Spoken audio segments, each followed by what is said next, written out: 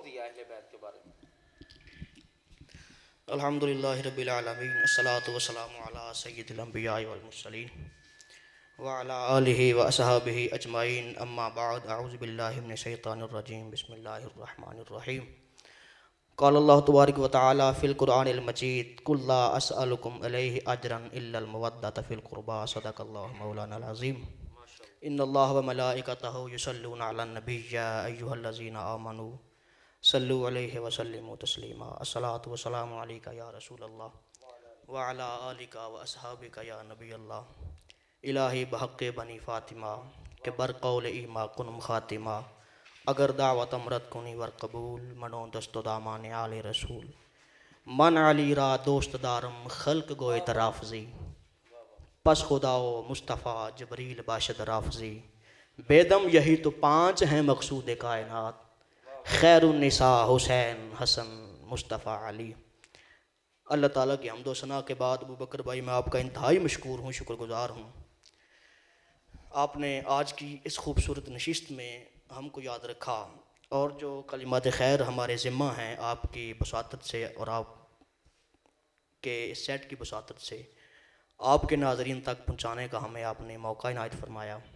दूसरी बड़ी बात, हाल ही में आपकी बेटी का इंतकाल हुआ, इस पर हम आपसे इजहार ताज़ियत व तसलियत पेश करते हैं। मालिक करीम उनकी मग़फ़िरत फ़रमाए और सय्यदा पाक सलामुल्लाह अलैहा के ख़ुद्दाम में उनको जगह नसीब फ़रमाए। जी मैं अपने मौजू की तरफ आता हूँ। मैंने जो आयत करीमा आपके सामने तिलावत करने का शर्फ़ हासिल किया, उसमें खालिक़ कायनात ने अपने करीम महबूब से फ़रमाया कि इनसे कहिए जो मैंने तुम तक पहुँचाया उस पर मैं तुमसे कुछ नहीं मांगता माँ सिवाय इस चीज़ के कि मेरे क़राबतदारों से मोहब्बत करना। नबी करीम अलैहिस्सलाम ने अपनी ज़िंदगी का 40 साल का अरसा अबू बकर भाई अहले मक्का में गुजारा और अहले मक्का में रहते हुए मेरे करीम ने उन पर नकूश ये छोड़े कि वो आपको सादिक भी कहा करते थे, वो आपको अमीन भी कहा करते थे। 40 साल अरसा गुजारने के बाद एक बात जहन में रखिए, वो मुआशरा इंतहाई गुमराहकुन मुआशरा था। तालीमात मुस्तफ़ा से पहले जब हम कुतुब तवारीख़ को पढ़ते हैं तो ये चीज़ें हमारे सामने आती हैं। हबीब साहब, अगर उस दौर में किसी का जानवर किसी के खेत में पड़ जाता ना, तो जानवर पड़ने की पादाश में दो कबाइल में सालों और महीनों पर मुश्तमिल जंग छिड़ जाती। उस मुआशरे में रहते हुए मेरे मुस्तफ़ा ने यह मुकाम लिया। मैं क़ुर्बत की तरफ आ रहा हूँ बकर भाई, पस मंज़र बयान करके फिर आगे चलूँगा। मेरे मुस्तफ़ा ने मुकाम ये लिया, आपकी जो ज़िंदगी उनमें गुज़री इस तरह से गुज़री कि उस मुआशरे में जहाँ गुमराही अखीर थी, उस मुआशरे ने आपको सादिक भी कहा, आपको अमीन भी कहा। 40 साल के अरसे के बाद मेरे मुस्तफ़ा ने उनको मुखातब करते हुए कहा, मैंने तुम में अपना एक अरसा गुजारा है, मुझे बताइए मेरा रहन सहन तुम में कैसा था। उन्होंने कहा, जी शक नहीं है, आप सादिक भी हैं, आप अमीन भी हैं, आपने कभी हमसे झूठ नहीं बोला, हम अपनी अमानतें आपके पास रखवाते रहे और आपने मिनवान उसी तरह से हमें वापस की जिस तरह से हमने आपके पास रखवाई। तो आपने फरमाया, अगर मैं तुमसे कुछ मांगूँ, तुमसे कुछ कहूँ तो तुम एतबार करोगे। उन्होंने कहा, जी शक ही नहीं इसमें, आप फरमाएँ। मेरे करीब ने फरमाया कि अल्लाह ताला ने मुझे ख़त्म नबुव्वत का ताज पहना के भेजा है और मुझे तुम्हारी तरफ भेजा है, मैं तौबा करवाऊँ और पलटाऊँ तुमसे उन अकायद बातला से, उस गुमराह फ़िक्र से, उस गुमराह सोच से जो तुम पर मुसल्लत है। ये बात कहनी थी कि वो मुआशरा जो कल तक आपको सादिक भी कहता था, वो आपको अमीन भी कहता था और मोहब्बत का कोहे गिरान था आपके लिए, ऐलान नबुव्वत से कबल वो आपकी जान का दुश्मन हो गया। फिर एलाए कलमतुल हक़ के लिए मेरे मुस्तफ़ा ने जो तकालीफ़ उठाई वो भी तारीख़ का हिस्सा है। आपको याद होगा मेरे मुस्तफ़ा का ऐलान नबुव्वत के बाद हुक्म खुदाबंदी के तहत वो ताइफ़ के बाज़ार में जाना, ताइफ़ की वादी में जाना और वहाँ पे आप पर पत्थर बरसाए जाना, फिर उबाश लड़कों का पीछे लगना। रावी लिखते हैं कि आपके जूते खून से भर गए, फिर आपके जिस्म पे ओजड़ियाँ फेंकी जाना, फिर शेब अबी तालिब किसको याद नहीं।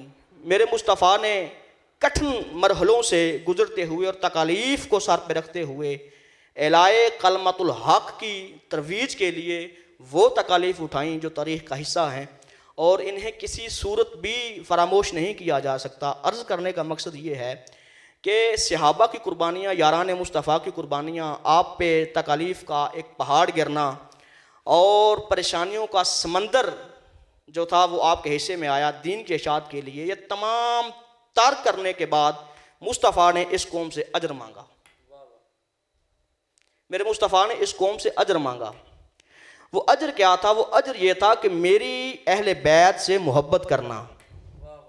और किबला याद रहे, ये जो अजर मुस्तफ़ा ने मांगा ये भी हमारे लिए था, आपको इसमें कोई फ़ायदा नहीं। इसलिए कि उलमा लिखते हैं कि अहले बैत से मोहब्बत तरीक़ हक़ है। अगर आप अहले बैत से मोहब्बत करते हैं तो इसका मतलब ये है कि आप सीधी राह पे गामज़न हैं। तरीक़ हक़ है अहले बैत से मोहब्बत, अहले बैत से मवद्दत। इसकी मिसालें हमें खुलफ़ाए राशिदीन के अदवार में मिलती हैं। उन्होंने किस तरह अजर रिसालत पे पहरा दिया। जनाब सिद्दीक़ अकबर का दौर है, मस्जिद नबवी का मिंबर है और खलीफा अव्वल मिंबर पर बराजमा हैं, खुतबा जुमा दे रहे हैं, सामने मौला अली बैठे हैं, गोद में इमाम हुसैन बैठे हैं। रावी लिखते हैं आप खुतबा देने में मसरूफ़ थे कि इसी सराह में हज़रत मौला इमाम हुसैन उठे मौला अली की गोद से और मुखातब करके जनाब सिद्दीक़ अकबर से फरमाया, उतरे मेरे नाना के मिंबर से, मेरे नाना के मिंबर को छोड़ें। जब हज़रत इमाम हुसैन ने, मैं अजर रिसालत की पासदारी की बात कर रहा हूँ कि भला ये याद रहे खुलफ़ाए राशिदीन के दौर में, जब आपने ये कहा ना कि उतरे मेरे नाना के मिंबर से, तो हज़रत अबू बकर सिद्दीक़ ने जिस तरह अमूमन कह देते हैं यार बच्चा छोड़ें, इस तरह नहीं कहा और ना आपने बात को इग्नोर किया, बल्कि आपने उसी वक्त मिंबर को छोड़ दिया। जब आपने मिंबर को छोड़ा तो अबू जो हज़रत मौला अली की तबा पे ये चीज़ गहरां गुजरी। आपने हज़रत अबू बकर सिद्दीक़ से मुखातब होते हुए कहा कि देखिए बच्चा है, ये जहन में ना आए कि शायद मैंने इसे कुछ कहा हो और इसने कह दिया। आपने फरमाया हकीकत के पैराहन में जो कहा है जनाब हुसैन ने, ये ठीक कहा है, इसलिए कि मैं भी इसके नाना का हूँ, ये मिंबर भी इसके नाना का है। और ये अजर रिसालत पे पहरेदारी थी मेरे मुस्तफ़ा के सहाबा की। फिर दौर उमर फ़ारूक आया। हज़रत उमर फ़ारूक अपने काम में मसरूफ़ हैं, अपना जो खिलाफत के अमूर सर अंजाम दे रहे थे। इसी दौरान हज़रत अब्दुल्ला इब्न उमर जो आपके बेटे थे जी हबीब साहब, वो किसी काम के मामले में जनाब उमर की बारगाह में पेश होना चाहा। उन्होंने पेश हुए। आपने फरमाया क्या काम है? उन्होंने कहा जी वो मैं आपसे कोई बात करना चाहता हूँ। आपने फरमाया देखिए मैं मसरूफ़ हूँ, बाद में आइएगा। हज़रत अपना अब्दुल्ला इब्न उमर रज़ियल्लाहु ताला अन्हु वो निकल गए। सामने से इमाम हसन आ रहे थे, वो भी इश्तियाक रखते थे जनाब उमर से मुलाकात का। तो मुलाकात हुई हज़रत इमाम हसन की और हज़रत अब्दुल्ला इब्न उमर की। तो हज़रत इमाम हसन ने उनसे कहा कि किधर गए थे आप? उन्होंने कहा जी मैं जनाब उमर की बारगाह में पेश हुआ था। फरमाया खैर थी? कहा जी काम था। फिर क्या हुआ? तो हज़रत अब्दुल्ला इब्न उमर ने कहा जी, उन्होंने कहा मैं मसरूफ़ हूँ, तो बाद में आइएगा। जब इतनी बात हज़रत इमाम हसन को हज़रत अब्दुल्ला इब्न उमर ने बताई ना क़िबला कारी साहब, तो आपके जहन में ये चीज़ आई कि जब अपने बेटे को नहीं मिले, इतने मसरूफ़ हैं, तो फिर मेरा वहाँ पे जाना बेजा होगा। आप भी पलट गए हज़रत अब्दुल्ला इब्न उमर के साथ। अंदर से बैठे जनाब उमर वो मंजर सारा देख रहे थे। जब वो पलटे ना हज़रत अब्दुल्ला इब्न उमर हज़रत इमाम हसन अब्दुल्ला इब्न उमर के साथ, तो हज़रत उमर ने पीछे से आवाज़ दी, हसन बात सुनो, हसन बात सुनो। जनाब हसन हज़रत उमर के पास आए, कहा क्या मसला है? कहा जी आपसे मिलना चाहता था। तो आपने फरमाया फिर पलटे क्यों, वापस क्यों चला गए? तो हज़रत हसन ने कहा जी इसलिए कि आपके मेरी अब्दुल्ला से मुलाकात हुई। इन्होंने कहा जी मसरूफ़ हैं, मुझसे नहीं मिले। तो मैंने कहा आप इनसे नहीं मिले तो मेरे से क्या मिलेंगे, आपके बेटे हैं। तो आपने फरमाया देखो वो उमर का बेटा है, तो अली का बेटा है, तेरे लिए मेरे दरवाजे हमेशा खुले हैं। आज हम जिस मुकाम पे खड़े हैं, जनाब उमर के ये लफ्ज़ हज़रत इमाम हसन के लिए कि आज हम जिस मुकाम पे खड़े हैं ये आप ही लोगों की मरहून मिन्नत है। आप खुद को अब्दुल्ला की जगह रख के ना सोचें, आप अली के बेटे हैं। और इसी तरह जनाब एक जंग के बाद गनीमत का मामला आया, माल गनीमत की तकसीम का, तो हज़रत अब्दुल्ला इब्न उमर भी वहाँ पे मौजूद थे और जनाब इमाम हुसैन भी वहाँ पे मौजूद थे। तो आपने माल गनीमत तकसीम किया हज़रत उमर ने। तो जो हज़रत अब्दुल्ला इब्न उमर को माल गनीमत किबला दिया ना हज़रत उमर ने, उससे दुगना दिया इमाम हुसैन अलैहिस्सलाम को। तो हज़रत अब्दुल्ला इब्न उमर ने कहा जी बात मुझे समझ नहीं आई। और देखिए ये बात जहन में रही, ये एतराज़ नहीं था, हज़रत अब्दुल्ला इब्न उमर का एतराज़ नहीं था। और ना कोई होता ना कोई हसद की बीमारी हो या इस तरह बयान कर देते हैं हमारे लोग, इस तरह नहीं था। वो एक सवाली अंदाज़ था, पूछना चाह रहे थे। तो हज़रत अब्दुल्ला इब्न उमर ने जनाब उमर से कहा जी बाबा जानी समझ नहीं मुझे आई, मैं गज़वात में शरीक रहा हूँ, मैं उस वक़्त से जंग लड़ रहा हूँ जब ये हसन हुसैन अभी गलियों में खेला करते थे, हाँ छोटे छोटे थे। इन पर नवाज़शात इतनी, आप तकसीम का मामला हुआ, मुझे कम दिया आपने, इनको थोड़ा दिया, इनको ज़्यादा दिया। तो आपने फरमाया देखें मसला ये है, बात नस्ब की है, अगर तुम इनके चाचाओं जैसे चाचा लेके आ सकते हो, इनकी खालाओं जैसी खालाएँ लेके आ सकते हो, इनके नाना जैसा नाना लेके आ सकते हो, इनकी नानी जैसे नानी लेके आ सकते हो, इनके बाप जैसा बाप लेके आ सकते हो, इनकी माँ जैसी माँ लेके आ सकते हो, तो उमर तुम्हें बराबर का गनीमत देगा। तो खुलफ़ाए राशिदीन का जब तक क़िबला तसलसल कायम रहा, खुलफ़ाए राशिदीन का अल्लाह के इज़्ज़त की कसम है, कुतुब तारीख़ बताती हैं, कुतुब हदीस बताती हैं कि अहले बैत अतहार के हकूक़ का मुकम्मल ख्याल रखा गया। अफसोस के साथ ये कहना पड़ता है कि खुलफ़ाए किराम के जाने के बाद और खिलाफत के इख्तिताम के बाद, जिस तरह मेरे करीम ने फरमाया था कि 30 साल तक खिलाफत कायम रहेगी, उसके बाद काट देने वाली बादशाहत का दौर शुरू होगा। जब वो दौर शुरू हुआ फिर मेरे मुस्तफ़ा की आल को सताया गया, फिर परेशान किया गया। और ये इस तरह के लम्हात हैं क़िबला के जिनको बयान करने के लिए दर्द का समंदर चाहिए। वो इमाम हसन जिसे मौला उमर बुलाया करते थे, पूछा करते थे क्या मसला है, वो जनाब इमाम हसन जब मुस्तफ़ा के कंधों पे हूँ तो सहाबी कहे जी सवार बड़ा अच्छा है, मुस्तफ़ा फरमाए सवारी भी तो देखो कितनी अच्छी है। उस इमाम हसन को 4 दफ़ा क़िबला ज़हर दिया गया। और ये तकलीफ़ से बड़े जुमले हैं कि इक़्तिदार मुसलमानों का था, हुकूमत मुसलमानों की थी। वो नवासे जिनको बड़े नाज़ों के साथ पाला गया, जिनके मतलब मुस्तफ़ा बार बार फरमाते रहे मेरे जाने के बाद इनका ख्याल रखिएगा, उस नवासे को जहर दिया गया और 4 दफ़ा जहर दिया गया। और बात यहाँ तक न रुकी। देखें मुकाम गदीर खुम पे जब आखिरी हुज्जतुल विदा का खुतबा क़िबला मुझे याद आ गया, मैं ऐड करना चाहूँगा, दिया मुस्तफ़ा ने। आप निकले मुकाम उरास से, जब मुकाम गदीर खुम पे आए ना तो गर्मी बड़ी शिद्दत की थी उस जगह पे मुकाम गदीर खुम पे। तो मेरे मुस्तफ़ा ने वहाँ पर रुक जाने का हुक्म दिया, रुक जाने का तमाम सहाबा वाला का इत्तमाद था सहाबा का।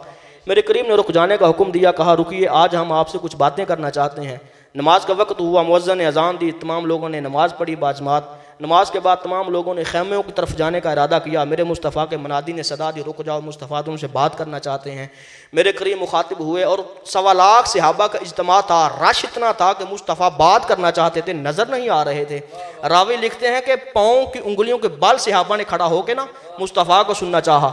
इस दौरान मेरे करीम ने फरमाया ऊँटों के पलानों का मिंबर बनाओ।